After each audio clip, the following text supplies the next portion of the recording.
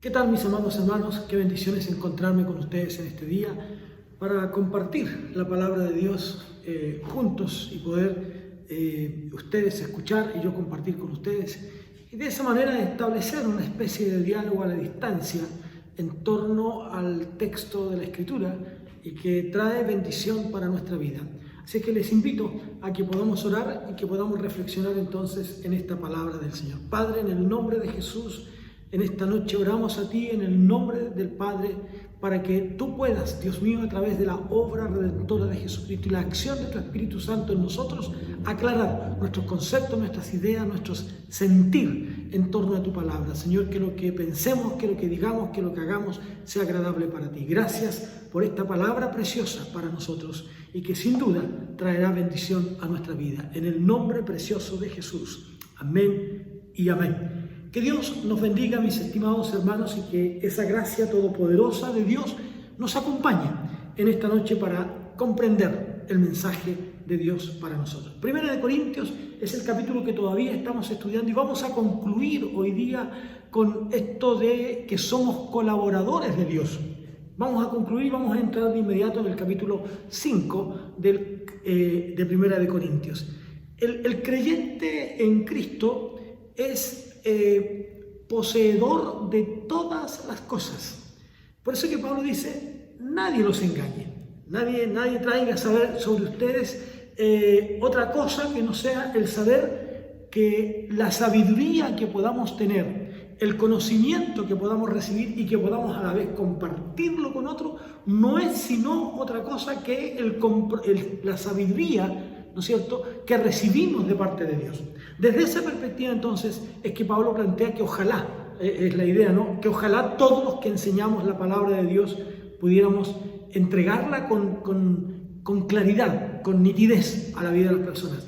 Luego los textos 19 al 23 de este capítulo dice, la sabiduría de este mundo es insensatez ante Dios, como está escrito. Él prende a los sabios en su propia astucia, es decir, los sabios entran en el juego y se enredan ellos mismos queriendo aparecer como quienes conocen y quienes saben de la palabra de Dios, pero que en realidad no lo saben, sino que simplemente se enredan en sus propios conocimientos. Y otra vez dice, el Señor conoce los pensamientos o razonamientos de los sabios y sabe que son vanos e inútiles. ¿Por qué? Porque estos conocimientos humanos, porque estos conocimientos de sabiduría, entre comillas, no le permiten revelar y conocer los misterios de Dios. No pueden saberlo.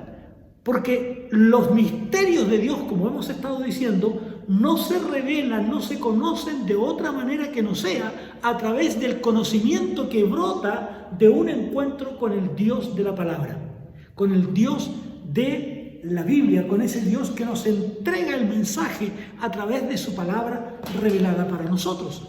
Por lo tanto, el conocimiento es simplemente un conocimiento vano, porque le permite saber las cosas humanas, vamos a llamarlas, ¿no? Le permite conocer algunas cosas del mundo en el que nosotros nos desarrollamos y nos relacionamos, pero no le permite al hombre ese conocimiento humano poder conocer a Dios. Porque a Dios se le ha de conocer, como Pablo diría, otra vez, mencionando, ¿no es cierto?, lo que habíamos dicho antes, el hombre espiritual. Ese es el que puede conocer a Dios, por indocto que parezca en lo humano. Incluso porque no conociendo muchas cosas, ni las letras de humanos, ¿no?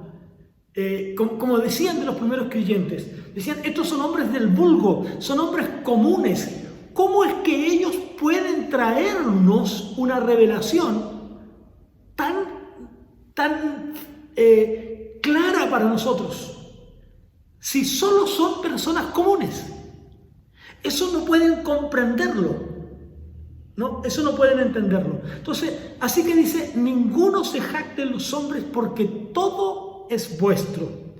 Sea Pablo, Apolos o Cefas, sea el mundo, la vida o la muerte, sea lo presente o lo porvenir, todo es vuestro. Y vosotros sois de Cristo y Cristo es de Dios. Es decir, se produce entonces esta unidad. El conocimiento que ustedes tienen es el resultado de una experiencia con Dios. No es el resultado del conocimiento humano, es el resultado de una experiencia con Dios. Entonces, desde esa perspectiva, es maravilloso lo que podemos lograr entender y apreciar en estas afirmaciones. Este conocimiento que no está limitado a un grupo determinado o que no está determinado a una denominación evangélica, ¿no? Sino dice simplemente que es lo que hemos recibido de parte de Dios. De lo que recibimos, de eso podemos hablar. Vamos a terminar entonces con este pequeño resumen, ¿no? Para entrar en este capítulo 5, que nos muestra aquí, ¿no es cierto?, ahora, luego de haber hablado de esta insensatez del mundo, de esto vano del conocimiento del mundo, Pablo ahora va a entrar en este capítulo 5, ¿no? ¿Cuáles son esas condiciones y qué es lo que debe controlar y manejar la vida de toda persona, de todo ser humano? Desde esa perspectiva, entonces, nosotros podemos entender lo que el apóstol Pablo está enseñándonos a cada uno de nosotros. Fíjense lo que dice el apóstol Pablo y quiero que ustedes lo veamos en las Escrituras para que a nosotros nos llegue de una manera también clara, porque de otra forma no podríamos entenderlo, no podríamos comprenderlo.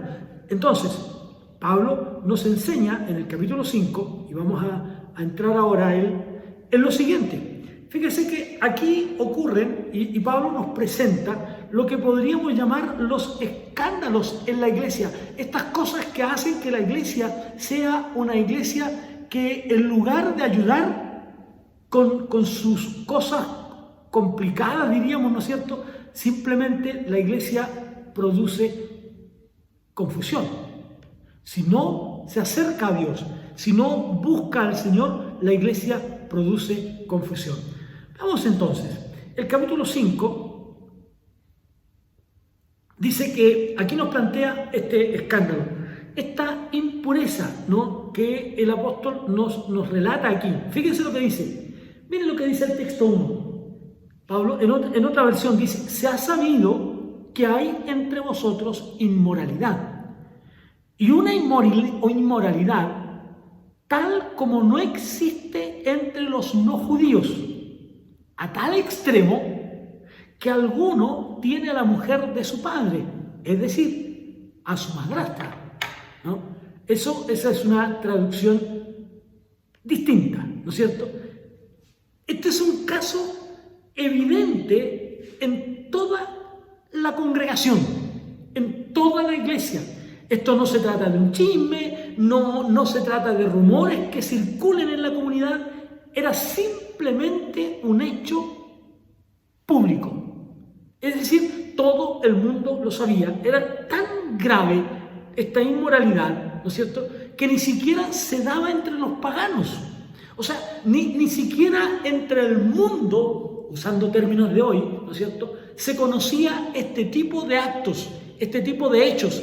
No era posible entender cómo, para Pablo, esto le produce en su mente un choque espiritual tremendo, como debiera producirnos también a nosotros actos como estos, ¿no? Un choque en nuestro espíritu. ¿Cómo es posible que puedan ocurrir en la iglesia de Dios actos inmorales, fuera de la moral, lejos del concepto cristiano, actos tan aberrantes, ¿no?, como este, tan grave, ¿no? Y que es la historia, ¿no es cierto?, que es la relación de este hombre que tiene una relación con la esposa de su padre, es decir, con su madrastra.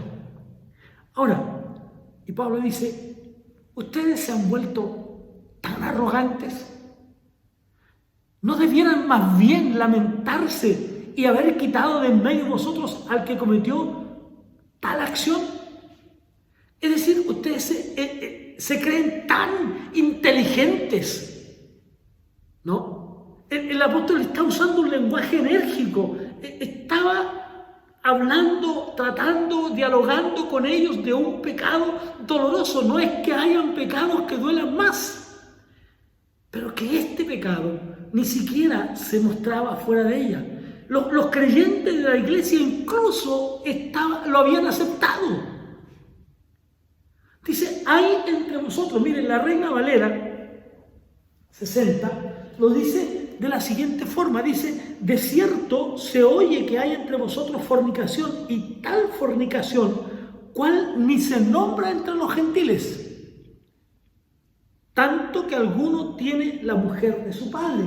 Estas cosas ni en los que no son judíos se nombran. ¿Cómo es posible? ¿Cómo es posible que la iglesia pase por alto acciones tan tremendamente pecaminosas, aberrantes, ¿no?, que el mundo mismo las rechaza? Es cierto que esto hoy día nosotros lo estamos, en nuestra sociedad, amigos, lo estamos viendo, yo diría, casi como tan normal. La sociedad hoy día ha entrado en estos actos sexuales pecaminosos, aberrantes, ¿no es cierto?, que atentan contra un principio de la moralidad bíblica, vamos a usar ese término. Y la sociedad comienza a tratarlos y a usarlos y a dialogarlos tanto que incluso podrían llegar a ser normales dentro de la iglesia.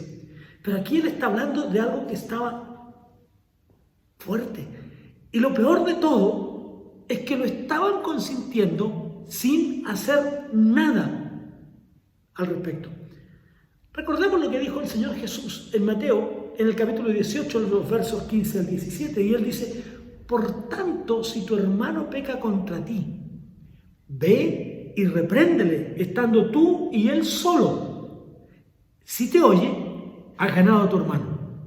Pero si no te oye, toma aún contigo a uno o dos, para que en boca de 2 o 3 testigos conste toda palabra. Si no los oye a ellos, dilo a la iglesia.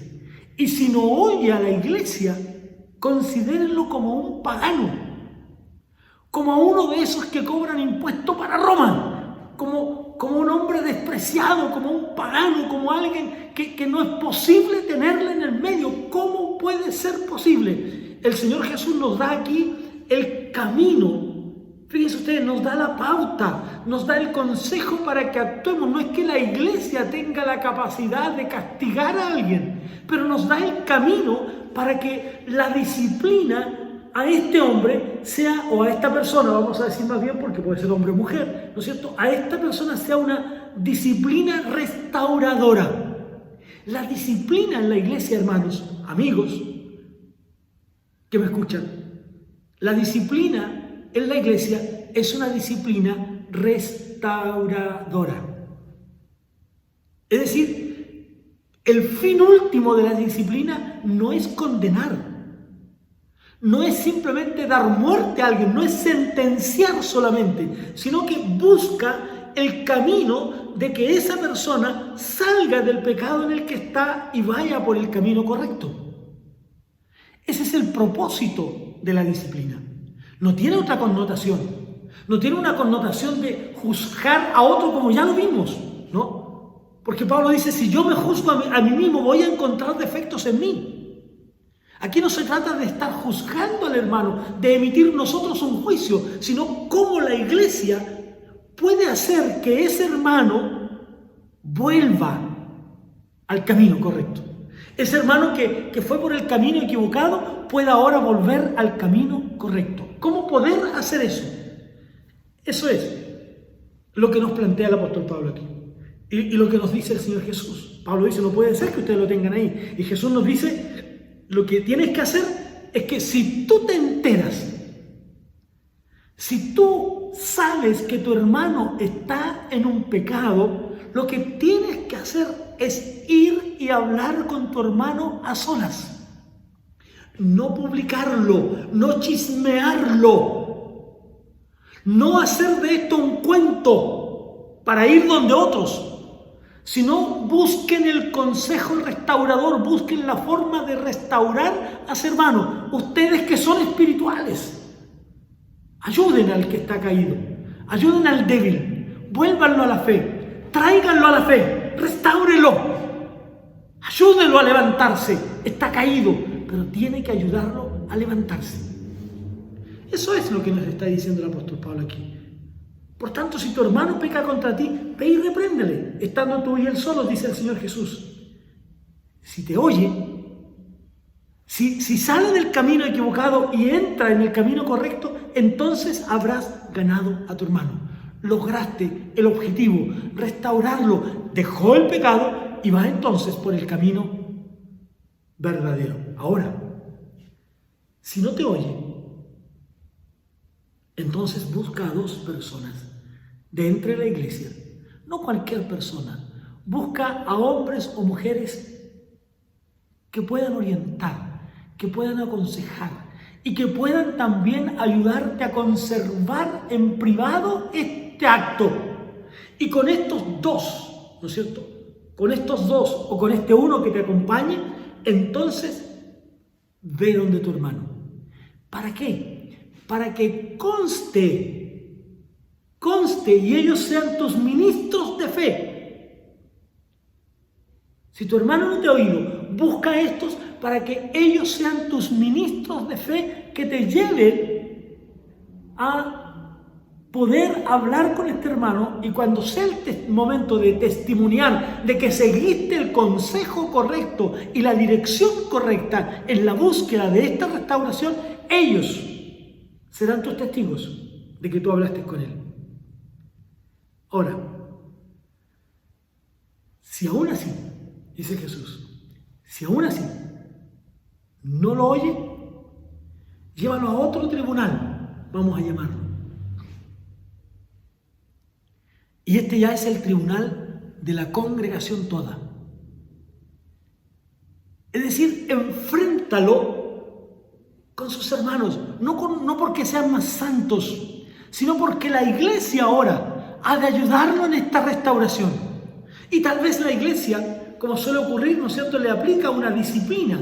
Pero otra vez, vuelvo a repetir, la disciplina es un acto restaurador.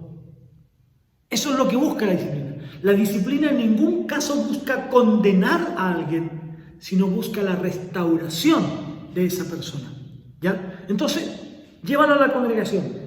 Pero si aún así no oye a la iglesia, entonces tenle por un pagano.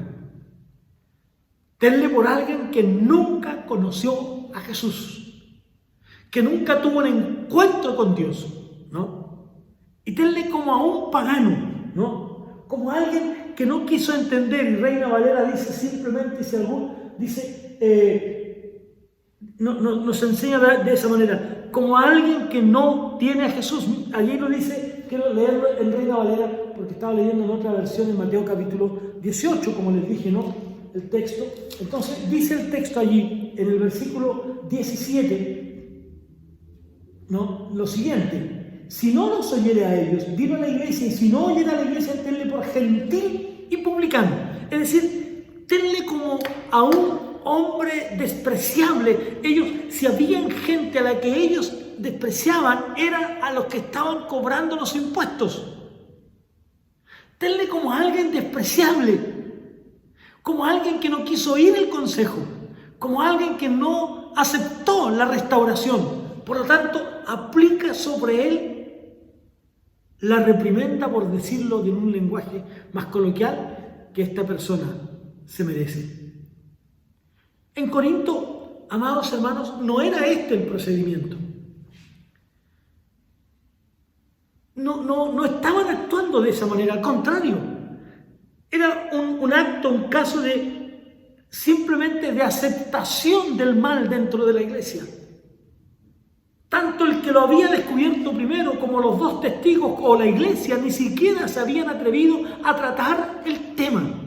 La iglesia en Corinto ha venido a aceptar el mal, había estado de acuerdo con este pecado dentro de ella.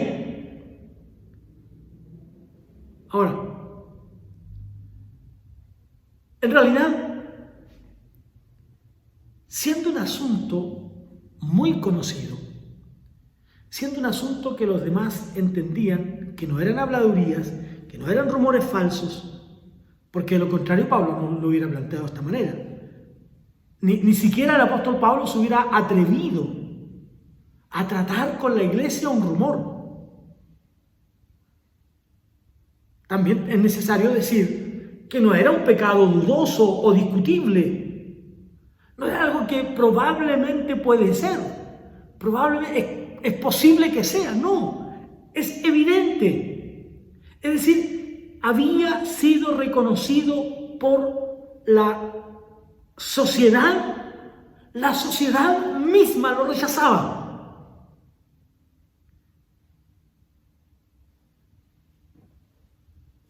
Es cierto que de pronto hay pecados que pudieran aparecer como dudosos. Y cuando existen esas dudas, esta presunción de duda, ¿no es cierto?, debe tratarse en privado hasta que no conozcamos todo el asunto.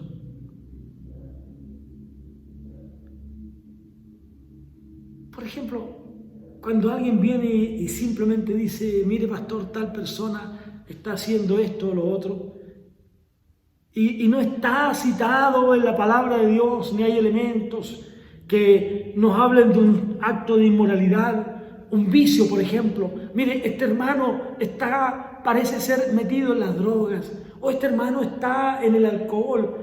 No está contenido en la Biblia el camino para esto. Pero también es necesario a ese hermano ayudarlo a salir de esa adicción que él pueda tener. Hay que ayudarlo para que salga de eso. Así es que Pablo está hablando de algo que él conocía muy bien, ¿no? Muy bien, por lo tanto, era un pecado bien conocido. Ahora bien, la iglesia en Corinto no necesitaba establecer que este hombre estaba en pecado. No, este hombre no estaba. El error estaba en tolerarlo. Ellos habían permitido que esto continuara en el tiempo, ¿no? Una iglesia que busca la pureza, una iglesia que busca la santidad, ha de ayudar a estos que pudieran caer en pecados como estos, ayudarlos a salir de ellos. Entonces, ¿qué es lo que dice Pablo? Y mire lo que nos enseña en este capítulo, los versículos 3 al 5. Dice así: yo, ciertamente, como ausente en cuerpo, pero presente en espíritu, ausente en cuerpo, pero presente en el espíritu, como si estuviera presente, juzgado ya al que tal cosa ha hecho. En el nombre de nuestro Señor Jesucristo, reunidos vosotros y mi espíritu, mi consejo, con el poder de nuestro Señor Jesucristo, el tal se ha entregado a Satanás para que se destruya lo que es humano, su cuerpo, a fin de que el espíritu sea salvo en el día del Señor. ¿Qué está diciendo el apóstol aquí? Lo que Pablo está diciendo, hermanos, es necesario que ustedes, como la iglesia en Corinto, se reúnan. Y si este hermano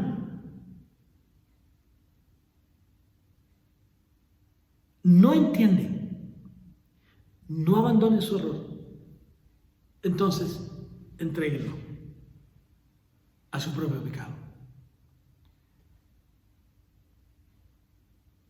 Pablo parece ser muy fuerte lo que está diciendo.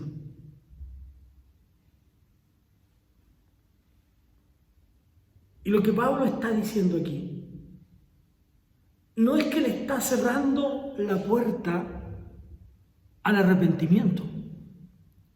No le está cerrando la puerta al retorno a Cristo, sino que Pablo dice, si esta persona decide conscientemente, después de haber seguido estos pasos que Jesús nos plantea, Pablo dice, reúnanse ustedes, pero yo en mi calidad de apóstol de Jesucristo, aunque no estoy físicamente ahí, ya creo que este hombre, ¿no? Ya creo que este hombre simplemente no tiene otra salida que dejarlo. Yo lo he hecho así. Pero luego dice, él se ha entregado a Satanás. Ahora, ¿qué está diciendo entonces?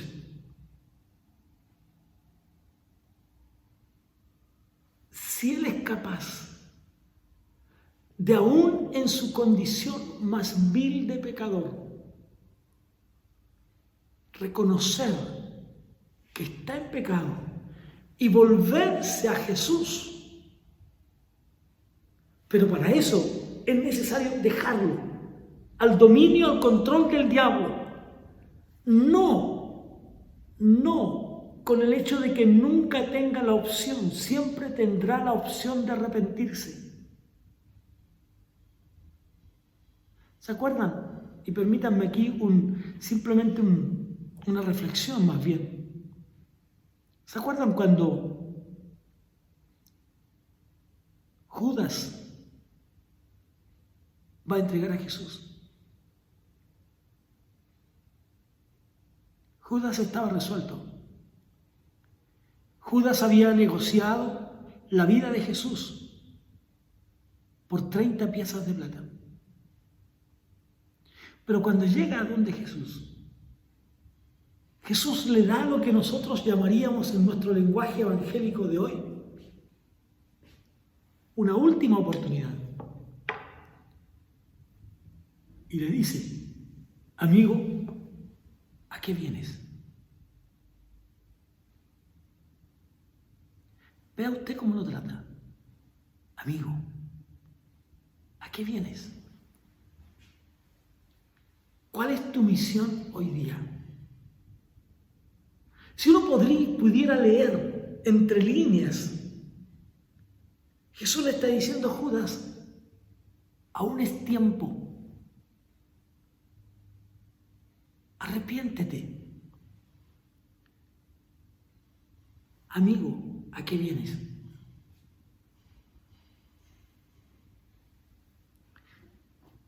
Es importante entender esto. Dice, el tal se ha dejado al control, al dominio absoluto del diablo, pero no le cierra la puerta a que en algún momento de su vida él pueda volver su mirada a Jesús y que él pueda volver sus ojos a Jesús. Él no le cierra la puerta. ¿Se acuerdan ustedes cuando el Señor Jesús le dice a Pedro, Pedro, Satanás te ha pedido para zarandearte como el trigo? Y ustedes deben saber que zarandear el trigo es la forma antigua que las personas tenían para quitar lo que no sirve del trigo, la paja. Y lo que hacían era aventarlo o moverlo y aventarlo en un tiesto grande, ¿no? Entonces, al moverlo, la paja sube y al aventarlo, ¿no es cierto? Como cuando el cocinero, el maestro de cocina levanta en un sartén, ¿no es cierto?, para dar vuelta una tarta o algo que tenga ahí. Eso era moverlo para que se suelte la paja que está ahí, para que se suelte lo que no sirve, aventarlo y que vuelva a caer y el viento se lleva todo lo demás. Y Jesús le dice a Pedro, Satanás te ha pedido para zarandearte como a trigo.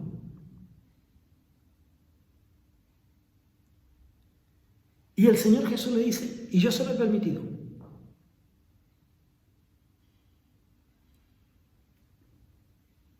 Entonces, esa noche en que Pedro negó a Jesús, en que él se atrevió a negar al Maestro, sin embargo, cuando Jesús sale de aquel lugar y va a comenzar esta procesión hacia el Gólgota, dice que encontró a Pedro y simplemente lo miró. Y Pedro se entristeció al oír el canto del gallo y lloró. En ese momento, Pedro se arrepintió.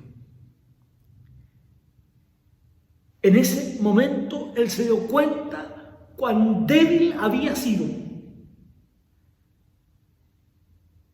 Y Dios usa esa experiencia en Pedro y lo levanta y le da la oportunidad. ¿Para qué? Para que él sea alguien realmente entregado en las manos de Dios. Pedro soportó el zarandeo del diablo. Judas no. A este hombre que tenemos en la Escritura, Pablo dice, hay que entregarlo a Satanás para que lo zarandee. Esperemos que soporte el zarandeo del diablo. Esperemos que recapacite. Esperemos que se dé cuenta. Esperemos que reaccione. Porque si reacciona, entonces será un hombre libre, como prediqué el domingo recién pasado. Si soporta el zarandeo, si soporta la tentación, si soporta la prueba, si soporta la dificultad y es zarandeado y a lo mejor aventeado como el trigo, y si soporta todo eso, entonces se habrá ganado a alguien. Amigos, no hay otra manera. ¿Se acuerdan cuando Pablo, el apóstol, hablando en el capítulo 1 de 1 de Timoteo, en el texto 20 dice que habían hermanos que habían fracasado en su fe? Y él dice, a quienes yo ya entregué a Satanás para que aprendan a no blasfemar. Estos, Himeneo y Alejandro, estaban blasfemando en contra de Dios, estaban ofendiendo a Dios, y Pablo dice que los había entregado a Satanás.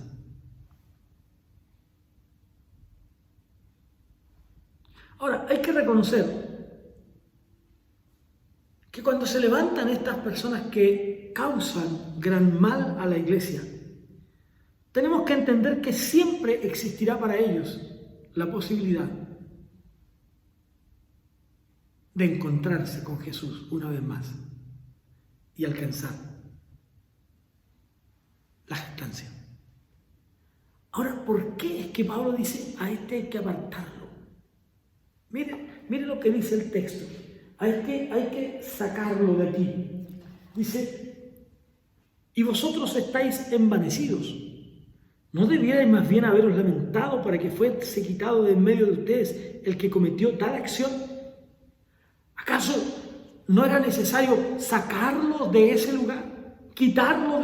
Sacarlo de la iglesia, apartarlo de ella.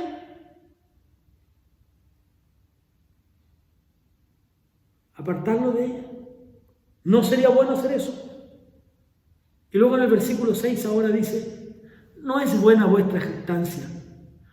¿No sabéis que un poco de levadura leuda toda la masa? Si ustedes son capaces de aceptar esto que aparentemente es pequeño,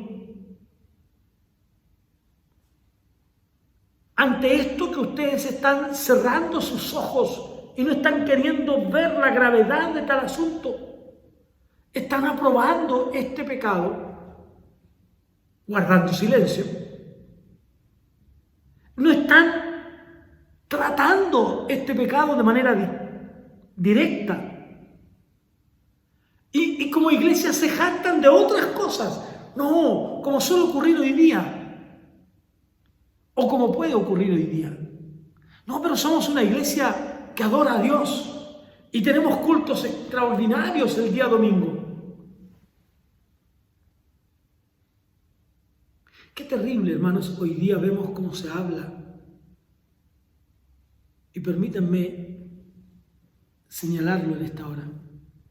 Cuando se habla de pastores, entre comillas, que desprestigian el nombre de Jesucristo y que desprestigian la iglesia de Jesús, nos damos cuenta de que son personas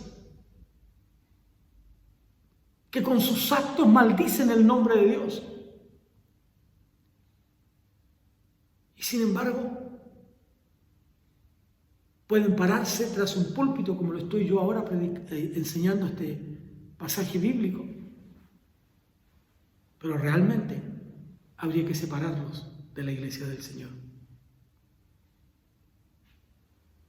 Qué hipócritas. Qué hipócritas, ¿verdad?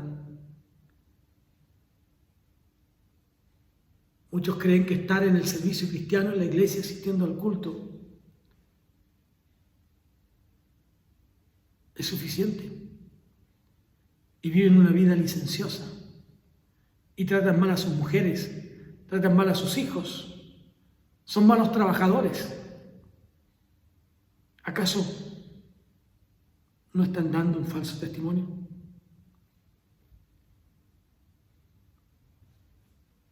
Así empieza el pecado, hermanos.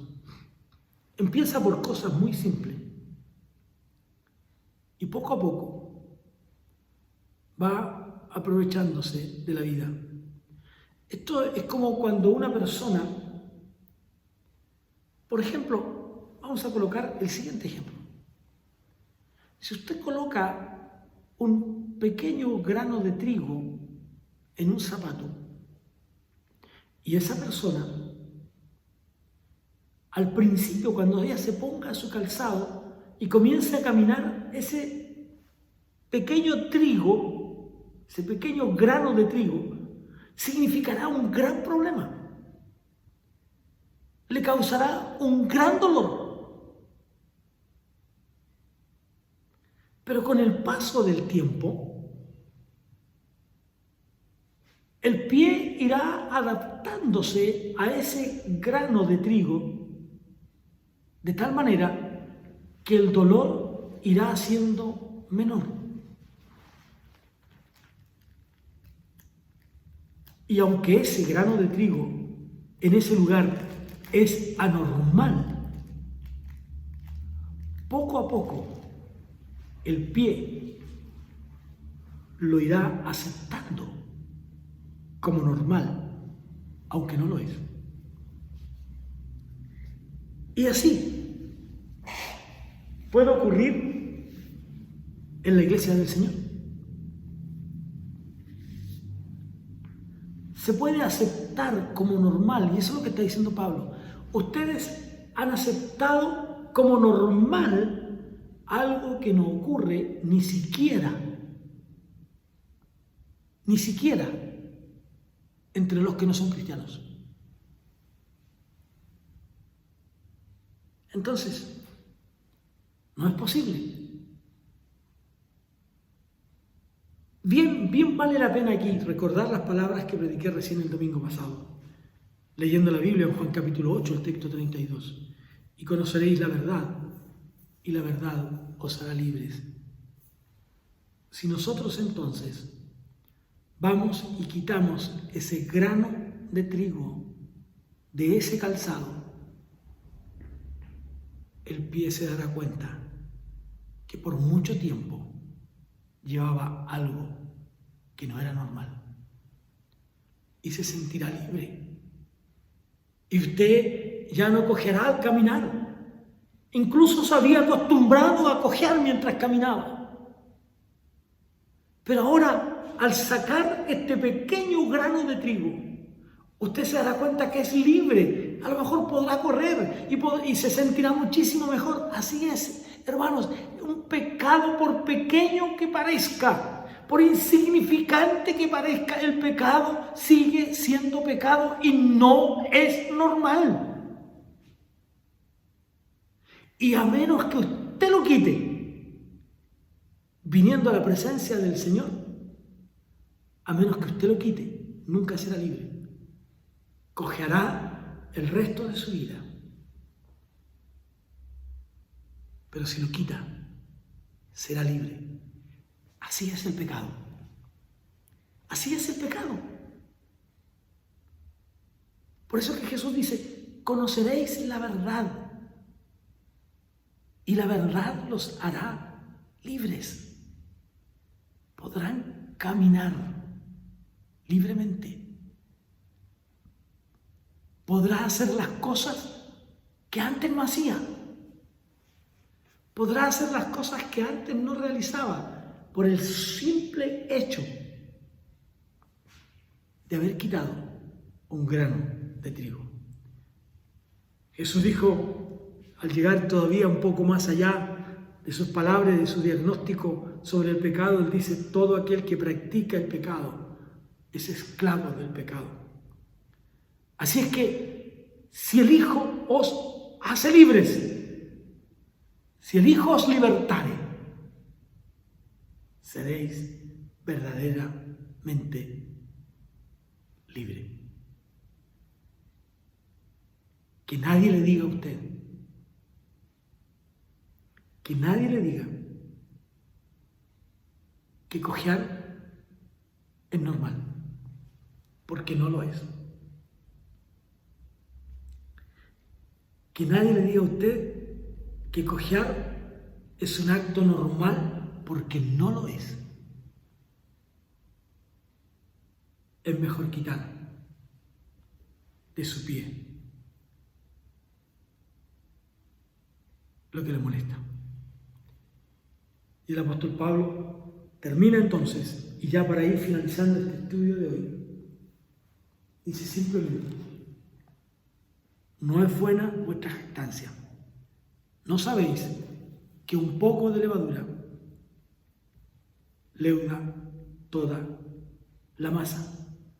Es decir, es capaz de fermentar toda la masa. La iglesia de Corinto estaba cerrando sus ojos a un acto de inmoralidad. Y tal vez usted esté cerrando los ojos a un acto de pecado en su propia vida, que usted sabe que es pecado. Sáquelo. Si tu mano te es ocasión de caer, córtala. Si tu ojo te es ocasión de caer, sácalo. Es la única manera de que nosotros podamos caminar libres y ser verdaderamente libres. ¿Por qué? Porque conoceremos la verdad y la verdad nos hará libres. Padre, en el nombre precioso de Jesús, te honramos y te glorificamos esta noche. Te damos a ti toda la honra y toda la gloria por siempre. Ayúdanos a vivir en santidad. Ayúdanos a buscar la santidad. Señor, que no solo nos ayudemos a nosotros mismos, sino que ayudemos también a otros a abandonar el pecado en el que se encuentran. Gracias, Señor, por tu palabra. En el nombre de Jesús. Amén. Nos encontramos la próxima semana para continuar estudiando esta hermosa carta del apóstol Pablo que nos invita a ser una iglesia real, verdadera, a ser un creyente como Él espera de nosotros. Que Dios les bendiga.